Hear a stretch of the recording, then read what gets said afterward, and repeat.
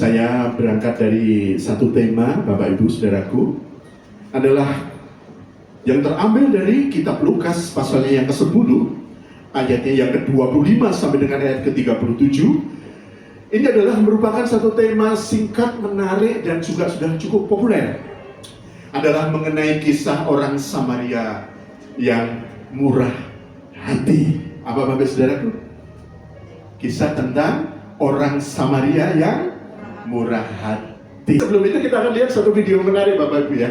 Ini Pak Andreas, kita akan coba untuk melihat sebelum saya akan bacakan di dalam Lukas 10 ayat 25 sampai 37 ada satu video menarik. Coba Bapak Ibu cermati ya. Ini tentang satu semangat untuk berbagi.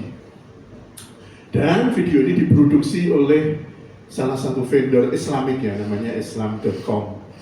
Nah, saudara akan coba cermati ya.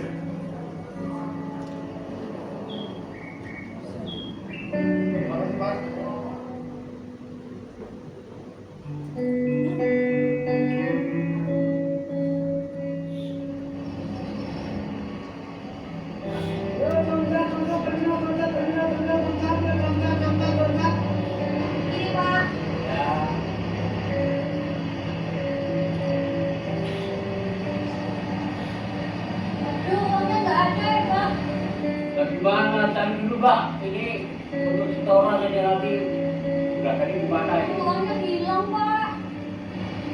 Berapa makin aja Pak? Makasih Pak ya. Oh iya, sama-sama. Ya, makasih deh Pak. Ya, sama-sama. Mari.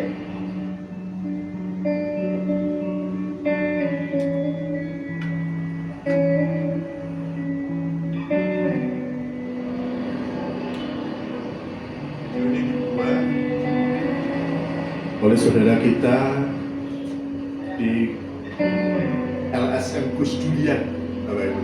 Jadi ini latar belakangnya adalah salah satu multimedia dari Nahdlatul Ulama Indonesia. Kita lihat pesan apa yang akan diberikan oleh video ini.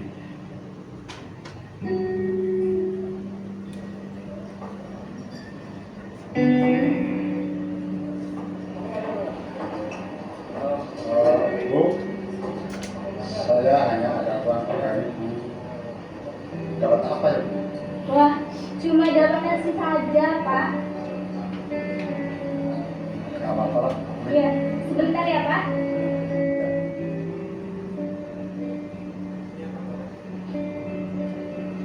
Uangnya cuma tinggal berapa Bapak Ibu? 3.000 Mbak Is. Itu dapat apa ini? Apalagi dibuka Mas. Yang ini enak banget. Enak banget ya. Ya sekarang saya masih belum berani, udah saya dulu. Pak, silakan dimakan. Oh iya, terima kasih. Iya. Dapat tempe satu Bapak Ibu. Tapi dia sudah bersyukur dan saudara tahu ada gestur seperti ini. Akhirnya apa? Bahwa orang-orang di sekitar mereka tahu bahwa kita berbeda. Dalam satu sikap doa yang tidak lazim dalam kelompok mereka.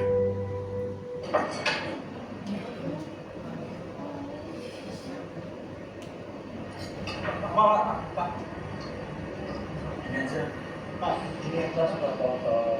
Iya Pak, ini kan masuk Pak. Mereka memberikan apa yang mereka punya Bapak Ibu. Terima kasih, saya satu aja ya. Oh iya. Luar biasa Bapak Ibu.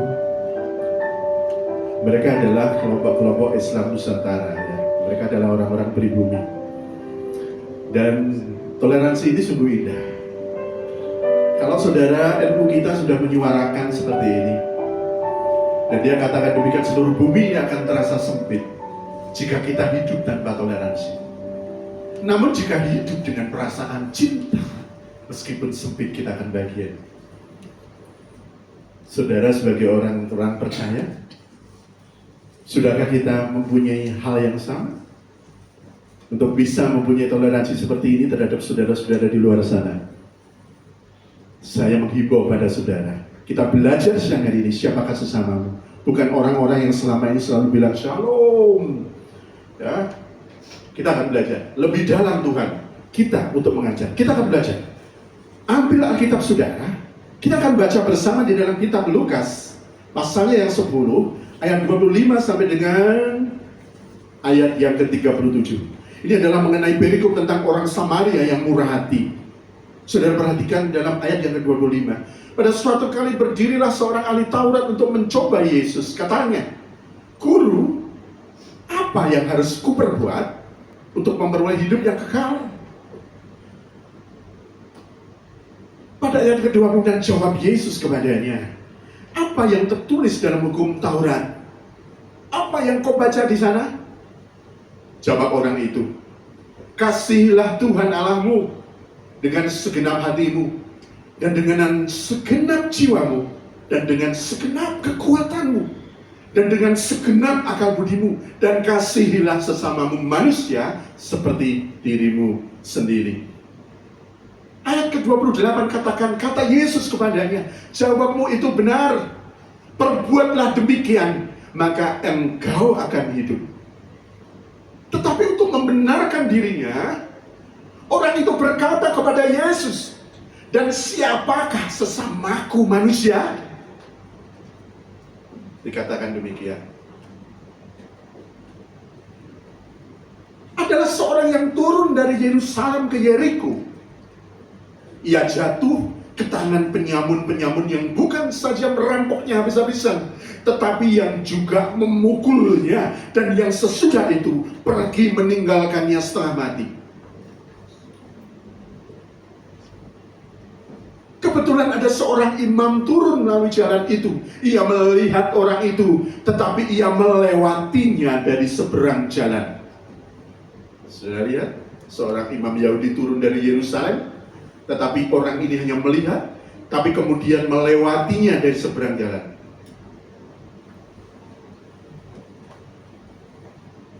Demikian juga seorang Lewi datang ke tempat itu.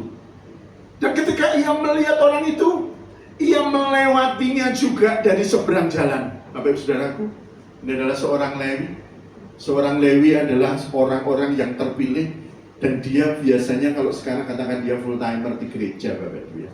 Karena dia seumur hidupnya memang melayani di Bait Allah. Juga sama seperti imam tadi. Mereka adalah orang-orang yang berkutat kepada hukum-hukum Allah setiap hari. Tetapi yang terjadi apa? Orang Lewi ini hanya melihat, tapi kemudian juga melewatinya dari seberang jalan. Lalu dikatakan dalam ayat 33, datang seorang Samaria yang sedang dalam perjalanan ke tempat itu. Dan ketika ia melihat orang itu, tergeraklah hatinya oleh belas kasihan. Ia pergi kepadanya, lalu membalut luka-lukanya.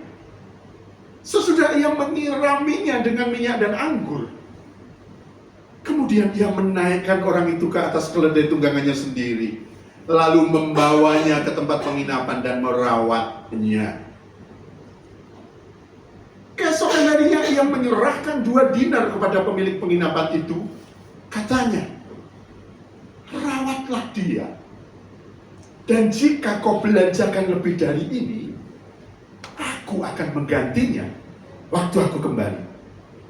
Bapak Ibu Saudaraku, pertanyaannya adalah sama. Dikatakan demikian di dalam ayat 36. Siapakah di antara ketiga orang ini menurut pendapatmu adalah sesama manusia dari orang yang jatuh ke tangan penyamun itu?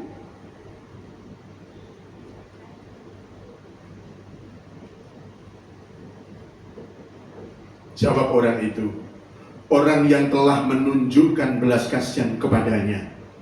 Kata Yesus kepadanya, "Pergilah dan perbuatlah demikian." Saya juga mau tanya sama Bapak Ibu Saudaraku, di antara ketiga orang ini tadi, siapakah yang menurut Bapak Ibu Saudaraku yang dikasihi Tuhan adalah mereka yang memandang orang itu menjadi sesama? Orang yang mana, Bu? Orang imam, seorang Lewi, atau seorang Samaria? Seorang Samaria. Nanti kita akan belajar kenapa orang Samaria. Di sini pun saya kira juga sepakat ya, bahwa mereka yang memandang orang yang saat itu dalam keadaan teraniaya oleh penyamun ini, mereka yang merupakan memandang orang sama adalah orang Samaria. Apa konteksnya? Kok bisa ya?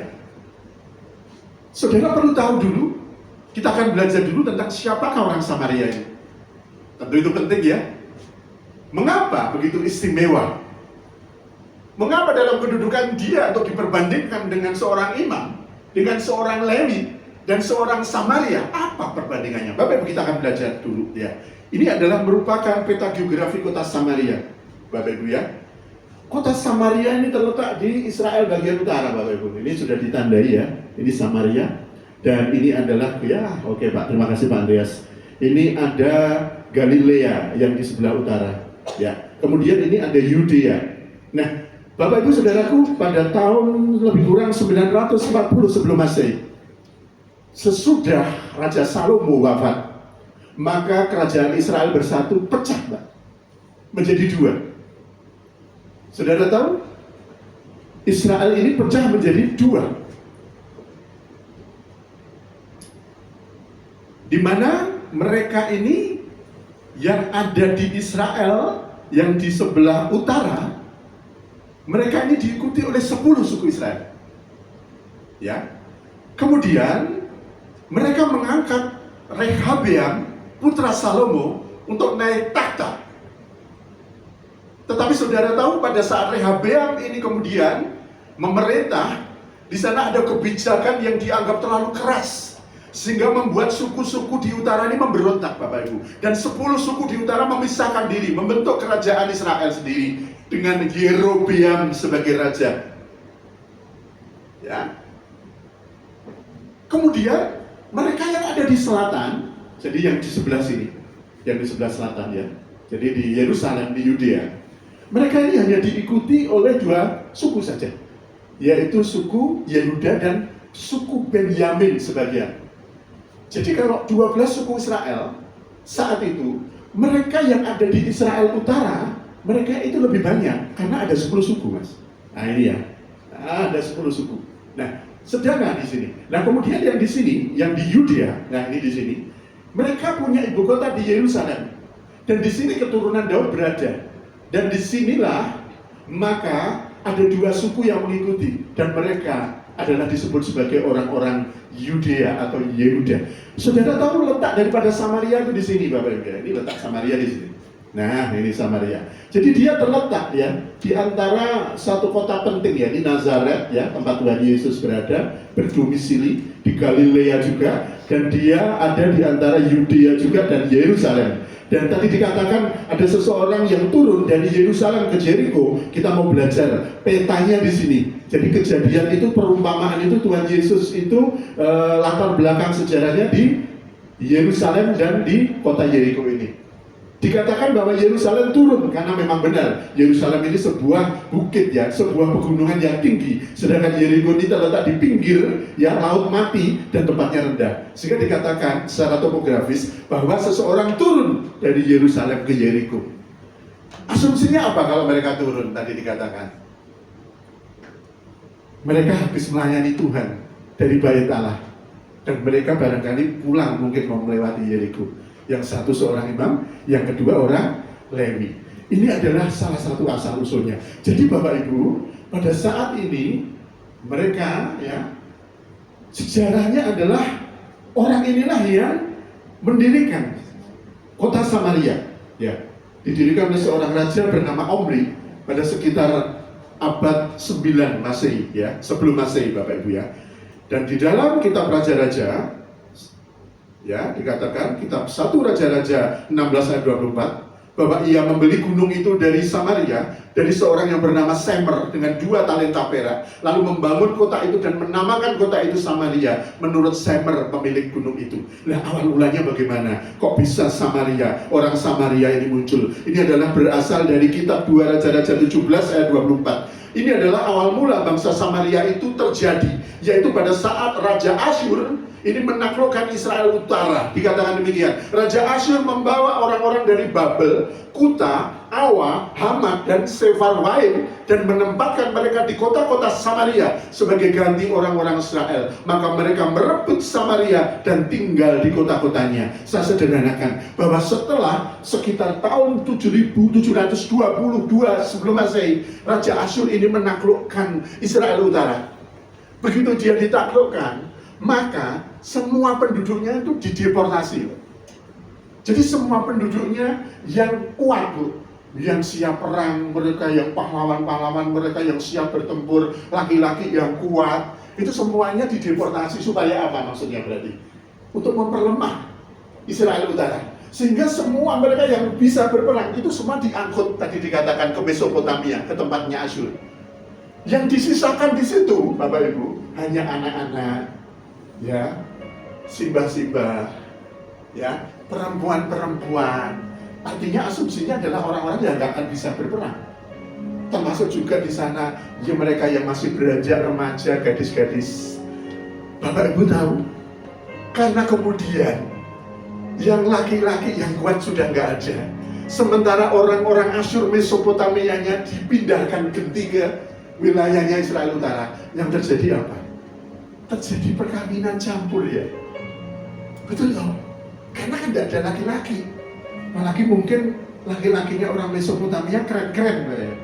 Sehingga mereka mengalami perkawinan campur. Bapak Saudara, inilah yang menjadikan mengapa orang Yudea, orang Yahudi, orang Israel Selatan menyatakan dia membenci orang Israel Utara. Karena dia katakan bahwa kamu sudah tidak murni lagi. Kamu bukan ras yang orang Yahudi. Engkau bukan saudaraku. Engkau bukan orang yang sama dengan aku. Karena orang Yahudi memandang dirinya juga orang yang super. Sehingga dia memandang rendah orang Samaria ini, orang yang berdarah campuran. Itu yang pertama alasannya, Bapak Ibu. Ada lagi alasan-alasan yang lain, Bapak Ibu, ya. Mengapa mereka begitu dibenci? Dan mereka ini benar-benar adalah orang-orang yang disamakan dengan seekor anjing. Kalau kemarin pada saat saya pernah bercerita mengenai adanya seorang perempuan Siro-Venesia. Seorang perempuan Sino-Venesia ini adalah orang-orang yang berasal dari konteks orang-orang yang kafir ini juga, sehingga dia persamakan dengan seekor anjing. Sehingga kedudukan Samaria ini di antara pandangan orang Yahudi sudah nggak ada lagi. Diskriminasinya sudah teramat tajam, sehingga mereka sudah dianggap sudah bukan orang. Ya, kalau mereka katakan di jalan mereka bertemu, Bapak Ibu, ya, lebih baik orang Yahudi ini nggak mau ketemu, Bapak Ibu. Sampai sebegitunya. Barangkali kalau dia diundang misalnya, kalau di sana ada undangan, lebih baik tidak datang, Bu. Tapi kan beneran kalau tidak datang. Kenapa? Orang nyumbang. Guyonannya gitu ya, Bapak Ibu, ya. Baik. Bapak Ibu saudaraku yang dikasihi Tuhan, orang Samaria ini memeluk agama yang juga merupakan campuran dari Yudaisme dan penyembahan berhala. Karena mereka kan kawin campur dengan orang-orang yang dari Mesopotamia. Jadi mereka ini membawa dewa masing-masing ke dalam rumahnya. Ini adalah satu yang sangat dibenci oleh orang mereka. Ada alasan lain, Bapak Ibu, ya, yang menyebabkan timbulnya permusuhan antara orang Yahudi atau Yudea ini dengan orang Samaria. Yang pertama adalah orang Yahudi ini pada saat sekitar tahun 586 sebelum Masehi mereka dikalahkan oleh Raja Koresi. Orang-orang Israel Selatan ini mau kembali dari Babylon, dari pembuangan. Mereka mau membangun, pulang ke Yerusalem untuk membangun Bait Allah. Tetapi mereka ini dihalang-halangi oleh orang-orang dari Israel Utara. Jadi berkelanjutan banget. Mereka mau membangun di zamannya Nehemia dan Ezra. Jadi dia boleh pulang kembali itu mau bangun itu digangguin. Ya, betul. Sehingga dikatakan kalau saudara baca dalam kitab Nehemia dan Ezra, mereka ini membangun satu bata demi satu bata. Mereka ini bekerja satu dengan yang lain sambil mereka membawa cangkul mungkin, ya, tapi mereka juga membawa senjata. Karena apa? Setiap saat orang-orang Samaria ini menyerang. Dan mereka harus bertaruh nyawa. Hanya untuk apa? Membangun kembali Bait Allah. Alasan yang kedua adalah, Bapak Ibu, ya, orang Samaria ini membangun bait mereka sendiri. Jadi mereka ini tidak tunduk untuk beribadah di Bait Allah di Yerusalem. Tetapi mereka ini tidak di Gunung Sion. Saudara tahu Gunung Sion? Kota Yerusalem ini dibangun di satu tempat tinggi yang namanya Bukit Sion. Sehingga kalau Bapak Ibu Saudara bilang, oh kembali keselamatan dari Bukit Sion, saudara tahu artinya? Kalau kadang kita nggak bicara dalam khotbah yang konteksnya agak sejarah gini, saudara pasti nggak tahu. Tahu nggak, Pak Is? Kenapa orang bilang Bukit Sion? Baru tahu sekarang, Pak. Karena keselamatan datang dari Bukit Sion. Gitu maksudnya. Karena ternyata apa? Karena Yerusalem, karena Bait Allah itu terletak di satu bukit yang namanya Bukit Sion. Kalau besok kita sama-sama diberi berkat, kita boleh melihat ya Bukit Sion ya. Amin ya. Beri kemuliaan untuk Tuhan kita Yesus Kristus, Bapak Ibu Saudaraku. Dan kalau orang Yahudi mereka beribadah di Gunung Sion, orang-orang Samaria mereka punya gunung sendiri untuk beribadah, namanya di Gunung Gerizim, Bapak Ibu. Dan mereka ini bersikeras dan menganggap bahwa Musa yang menentukan tempat itu sebagai tempat penyembahan bagi mereka. Jadi perbedaan tempat, yang satu di sana, Bu, ya, yang satu nggak mau, yang suci di sini. Dulu Musa menentukan di sini kok, bukan di Bukit Sion. Inilah alasan yang kedua. Yang ketiga, Samaria ini menjadi tempat pengungsian bagi para pelanggar hukum dari Yudea. Banyak tidak saudara dengar cerita tentang pembelotan? Ada orang yang membelot dari Korea Utara ke Korea Selatan. Itu yang lazim terjadi. Dari Jerman Timur ke Jerman Barat. Kenapa ya tidak membelot dari Jerman Barat ke Jerman Timur? Atau ada pembelotan dari Korea Selatan menuju ke Korea Utara? Karena kondisinya terbalik. Betul Mas ya? Kalau di Korea Selatan Anda masih bisa makan KFC. Betul Mas ya? 7.000 oke. Nah kalau sekarang 7.000 cuman di depannya doang Mbak Is. Ya, di depannya ada warung penyetan itu 7.000 oke. Katakannya murah sekali. Nah, tapi kalau orang biasanya membelot dari Korea Utara menuju ke Korea Selatan, dari Jerman Timur ke Jerman Barat. Nah ini yang terjadi pada saat kondisi saat itu. Orang Samaria ini menjadi tempat pengungsian bagi pelanggar hukum dari Yudea. Jadi ini terbalik, Bapak Ibu. Orang dari Israel Selatan kalau membunuh orang, kalau di sana pasti dihukum mati, Bu. Dia boleh lari.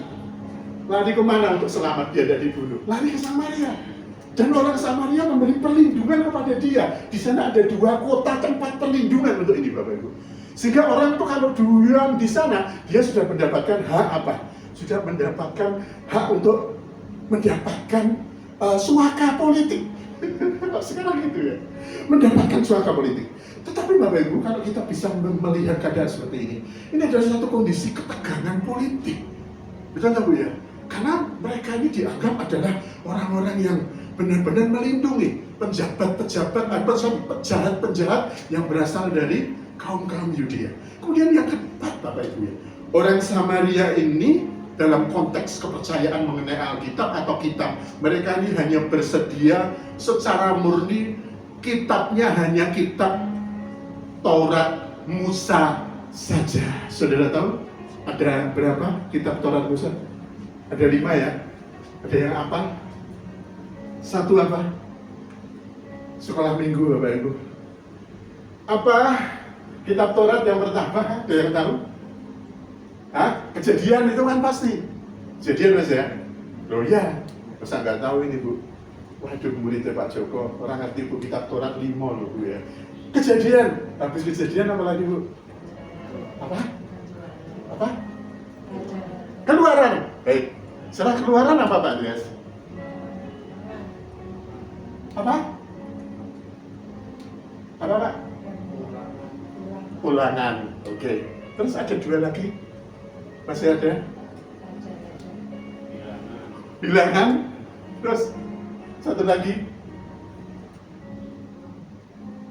Ayo kita belajar Alkitab, hanya 5 saja nggak apa loh kita Bu Joko. Waduh, situ kan ada bahasa. Sampai naik khotbah piye, Mbak? Apa? Boleh buka googling apa Mbak Is? Biar kita semua belajar. Ini baru 5 loh. Wah ini presenter butuh tangguh loh. Wah ini sebenarnya perlu ini Pak ya. Kita kalau Pak Joko harus lebih banyak untuk bisa punya wawasan yang luas tentang Alkitab. Yang pertama apa Mbak Is? Kejadian? Keluaran? imamat, Imamat. bilangan, ulangan. Amin. Dibaleni. Ya, apa Vincent? Ulangan, imamat, bilangan, ulangan. Mantep, beri kemuliaan untuk Tuhan. Lulus dengan tetap. Vincent, mantap. Ya toh, Bapak Ibu. Sebenarnya pulang sekolah minggu piye, berat bingung ya Mbak ya. Mbak Is, besok pulang sekolah minggu. Ya toh, kita pentatah berapa? Waduh, kejadian bilangan ulangan raja-raja nanti dikatakan.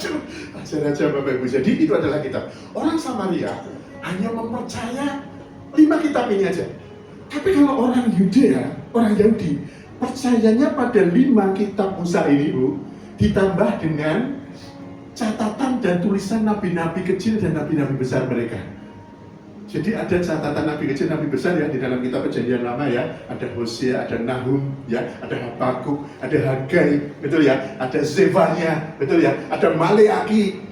Ini adalah mereka ini dipercaya, Mas. Mereka ini masih dipakai dan juga catatan-catatan lain. Tetapi kalau orang Samaria mereka menolak catatan dari Nabi, yang ada hanya 5 kitab Musa. Bapak Ibu Saudaraku, beberapa hal inilah yang merupakan menjadi latar belakang. Apa yang menjadikan orang Samaria ini sungguh menjadi istimewa dalam kisah ini? Saudara tahu, dikatakan dengan cukup jelas di dalam kisah ini bahwa orang yang melewati dari Yerusalem ke Yeriko ini adalah orang Yahudi, artinya dari Israel Selatan. Kemudian dikatakan bahwa orang Yahudi ini pada saat dia ada di jalan itu, dia ternyata juga mengalami penganiayaan, akan dirampok dan dia dianiaya hampir mati. Orang Yahudi ini terlihat dari gestur dan pakaian, Mas. Sehingga setiap orang yang melihat itu tahu dia orang Samaria atau bukan orang Yahudi. Itu pasti mereka tahu. Yang pertama, begitu ada seorang imam yang turun dari Yerusalem habis melayani, turun. Lihat orangnya imbang. Yang kedua ada orang Lewi. Orang Lewi ini juga full timer di Bait Allah. Begitu datang, lihat orangnya, tahu saudaranya tuh. Bener nggak? Ini kan sama-sama orang Yahudi. Betul Mas Andre? Apa yang dia lakukan? Mati loh, bocah. Yang dia lakukan, aduh, timbangannya kok repot. Kok nek urusan polisi tidak ditakoi macam-macam, ya tahu Bu ya, minggir saja. Tetapi ada seorang Samaria, dia juga melewati jalan itu dan begitu dia melihat Bapak Ibu, yang dia lihat pertama kali adalah satu ciri daripada cara dia berpakaian pada saat itu. Dia tahu bahwa ini adalah orang yang mencaci maki dia, adalah orang yang sudah mendiskriminasi dia, adalah orang yang sangat membenci dia, adalah orang yang benar-benar sudah menganggap dia sama seperti seekor anjing ibaratnya ya. Tetapi Bapak Ibu, orang Samaria ini dikatakan tergerak hatinya oleh belas kasihan, dan dia datang kepada orang itu, kemudian dia meminyakinya. Betul Bapak Ibu ya? Dia merawatnya, kemudian menaikkannya ke keledai tunggangannya, membawa kepada tempat penginapan yang terdekat. Dan dia bilang dengan yang punya penginapan, aku kasih engkau uang 2 dinar, dan bila kau belanjakan lebih dari ini, rawatlah orang ini. Aku mau pergi dulu ke kota itu, apabila kurang nanti aku kembali, maka kurangannya tak bayar, Mas. Nggak perlu ra percaya ki ATM tak tinggal, iki kartu kreditku ya tak tinggal, nggak perlu percaya. Saudara bisa mengerti ya latar belakangnya ya. Siang hari ini, Bapak Ibu yang dikasihi Tuhan, Tuhan kita itu luar biasa. Selalu mengajarkan tentang sesuatu yang sifatnya memang sudah menyempurnakan hukum Taurat. Orang umumnya ajaran yang ada di dunia ini. Karena kita harus membenci, kita tidak boleh membenci, kita harus mengasihi, bahkan oleh orang yang musuh kita, yang membenci kita. Kira-kira kalau saudara sekarang ini dikatakan demikian, sanggup apa angel? Dengar ya Bu ya, krungu suara rapi nak wis ya tak pergi teko, betul Ibu ya? Benar gak? Esone konco sak gereja rada enak seting. Wah, gitu Bu. Sesuk plirak-plirik kok kon barang karo dhek tugas memang. Loh, bener enggak? Ya, tapi di sini kan enggak ada Bapak Ibu ya. Ya. Jangan. Bapak Ibu. Kita akan belajar karena Tuhan kita ini adalah Tuhan yang luar biasa. Saya tutup dengan beberapa hal-hal penting yang menjadi pelajaran kisah ini siang hari ini, Bapak Ibu Saudaraku. Yang pertama adalah bahwa memahami sebuah kebenaran, coba renungkan ya, belum tentu bersedia melakukan kebenaran itu. Pak Baleni ya. Bahwa memahami sebuah kebenaran belum tentu bersedia melakukan kebenaran itu. Banyak tidak orang yang seperti Pak Joko ini ngomong di atas mimbar, ya kan? Tapi apa? Gedang mau pakai apa Mbak itu? Ngomong gampang tapi ora iso ngakoni ini angel. Ya kalau setidak-tidaknya ya belajar Pak Joko. Ya toh, semua juga cuma di tempat ini juga gitu nanti kalau belajar kebenaran. Tapi nek gak cocok belas omongannya mendino Alkitab, mendino berdiri di mimbar, bicara tentang kebenaran, tapi belum tentu dia bersedia untuk melakukan kebenaran. Kita bisa lihat berdasarkan percakapan yang tercatat dalam kitab Lukas ini, Bapak Ibu. Semua orang tahu dan yakin bahwa sang ahli Taurat itu sangat paham pasti ya, menguasai isi kitab suci. Gak usah tanya. Sang ahli Taurat terbukti dengan lancar bisa mengutip dengan benar waktu Tuhan katakan, hukum yang terutama apa kalau kamu mau memperoleh hidup yang kekal? Apa Bapak Ibu? Yang pertama, kasihlah Tuhan Allahmu dengan segenap hatimu dan dengan segenap jiwamu dan segenap kekuatanmu dan segenap akal budimu. Hukum yang pertama. Hukum yang kedua apa? Kasihlah sesamamu manusia seperti dirimu sendiri. Genah yo apa no Pak Joko? Oh, lah kok sampean kok yo ora nglakoni. Mesti dingono ya Pak Joko. Betul enggak ya? Ini terjadi dalam konteks ini Bapak Ibu. Ini adalah satu pemahaman yang pertama, satu makna yang pertama. Makna yang kedua demikian Bapak Ibu. Mulut berbicara kebenaran tidak menjamin seseorang berhati benar. Amin. Abad ini lagi ya. Mulut berbicara kebenaran tidak menjamin seseorang berhati benar. Orang Farisi, orang imam, orang ahli hukum Taurat selalu bicara kebenaran dan wah, ahli Taurat kok betul ya Bu Kristiani. Mendino itu mengajar, meneliti, menelaah, menjelaskan, menafsirkan, memberikan fatwa karena dia adalah intelektual. Tapi tidak menjamin dia itu mempunyai hati yang benar. Amin Bapak Ibu. Caplek kanan kiri saudara, ya tak? Mulut berbicara benar, hatinya juga harus benar. Demikian ya Bapak Ibu ya. Kemudian yang ketiga, aktif melayani tidak selalu berarti taat firman Tuhan. Apa? Aktif melayani tidak selalu berarti taat firman Tuhan.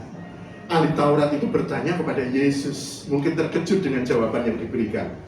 Pertama, Yesus tidak langsung menjawabnya secara langsung, tetapi lewat sebuah perumpamaan itu tadi, Bapak Ibu. Dan tadi yang terutama adalah apa? Seorang imam dan seorang Lewi aktif melayani Tuhan. Tetapi kalau dia tahu ada dua hukum yang terutama tadi, terutama hukum yang kedua ya, kasihlah sesamamu manusia seperti dirimu sendiri. Tapi mungkin saat itu dia tidak tahu siapa yang dimaksud dengan sesamamu itu. Siang hari ini, Bapak Ibu Saudaraku, saya tegaskan apa yang Tuhan katakan, yang Yesus katakan mengenai sesamamu manusia. Ini adalah kebenaran yang keempat melalui kisah ini. Mengasihi sesama manusia, bukan manusia yang sama dengan kita. Kisah orang Samaria yang murah hati adalah jawaban dari pertanyaan ahli Taurat. Siapakah sesamaku manusia? Ahli Taurat mungkin berharap bahwa Yesus akan menjawab dengan memberikan kriteria atau ciri-ciri tertentu. Itu ya Bapak Ibu. Wah, orangnya juga harus rajin ke gereja, Pak. Ya, yo dibaptis. Betul ya. Ya paling tidak habis itu ya pelayanan lah Mbak Is ya. Nek dikongkon panitia yo sing sregep. Betul ya. Nek Bapak Ibu Gembala untuk repot untuk masuk angin, ya paling ora ya tidak-tidak ngewangi lah, ngewangi opo gitu ya. Itu kriterianya Mas Andre. Dia berharap mungkin seperti itu. Orang-orang yang sama dalam kelompok kita, orang-orang yang sama dengan iman kita, orang yang sama dengan ras kita, suku kita, bangsa kita. Tetapi Yesus kemudian menjawabnya dengan bercerita malahan ya. Dan ini membuat ahli Taurat terkejut. Orang Samaria ini kan saudara tahu sebetulnya adalah keturunan Yahudi tadi saya katakan. Tetapi sudah berjarah campuran sehingga mereka ini dibenci, dihindari orang Yahudi asli. Namun ketika mendapati seorang Yahudi yang sekarat, justru orang Samaria dengan ikhlas dan penuh kasih memberikan pertolongan dalam hal ini. Bapak Ibu, sebagai orang Kristen di mana kasih sebagai perintah yang wajib untuk dilaksanakan, kita wajib belajar dari kisah ini. Kasihilah sesamamu manusia. Selagi seseorang masih disebut sebagai seorang manusia, maka kita wajib mengasihinya. Amin. Dan kasih yang dimaksud oleh Yesus juga harus merupakan kasih yang lintas suku, lintas agama, lintas negara, lintas ras, bahkan yang paling ekstrim. Kita wajib mengasihi orang yang membenci kita, mencaci maki kita, atau bahkan mengasingkan kita, atau mendiskriminasi kita. Artinya apa? Saudara sebagai umat percaya saat ini merasa terdiskriminasi. Tapi Yesus yang hari ini katakan untuk saya dan saudara, Yesus menyempurnakan hukum Taurat. Dan saya dan saudara harus minta pertolongan dari Roh Kudus untuk kita punya hati yang dimampukan untuk berdoa bagi orang yang membenci kita, memusuhi kita. Saudara boleh belajar tentang pesan daripada Tuhan ini. Lambaikan tangan dan beri kemuliaan. Kita mohon pertolongan kepada Tuhan agar kita semuanya diberikan kemampuan itu. Mari kita